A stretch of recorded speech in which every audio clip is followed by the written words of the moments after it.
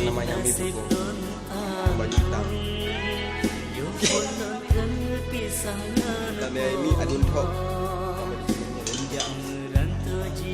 berasal dari Bagong.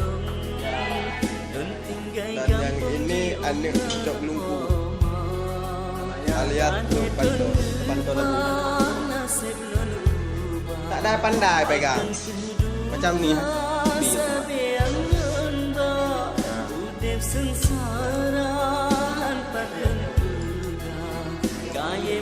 Pegah dah jak naik pernah baju dengan Cina barang-barang dengan Cina. Maknya orang pun tadi. Cepat langsung je lah juga pakai tedu. Pegah habis. Ini orang pakai makam Cina punya suku. Dia tak pandai makan loh. Tengok.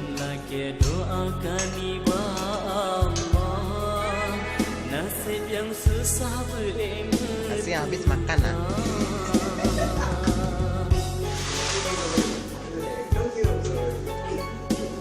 Anak amat terus kena hidungku. Yang penting kau tengok dah apa masak. Oh malam macam orang lama nak makan lah. Sayang untuk siapa megang?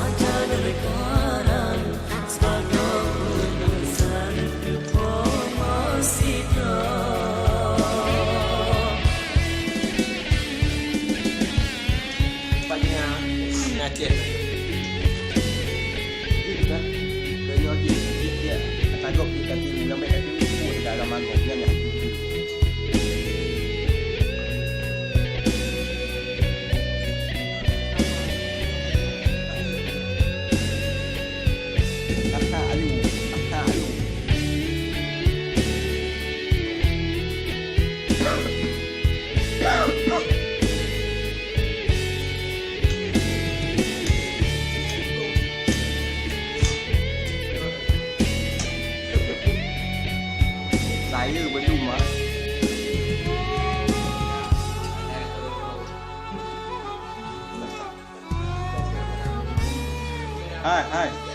Hai, go. Kalau yang dia tengah atas dia ni.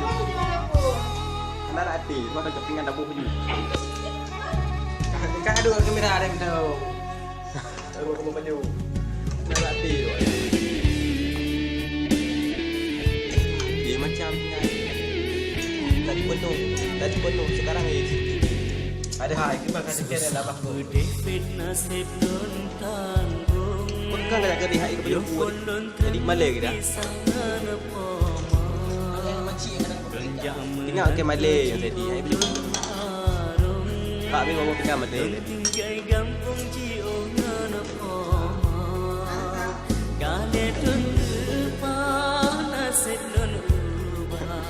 bahkan keduka sabeang nenba udep sengsara hanpat len pegah kayem lam degra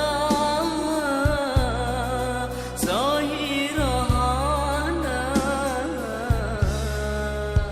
nitan nama hati nepesenang mah tapi derita yang rasa dan lagi doakan iba Allah nasib yang susah beremetu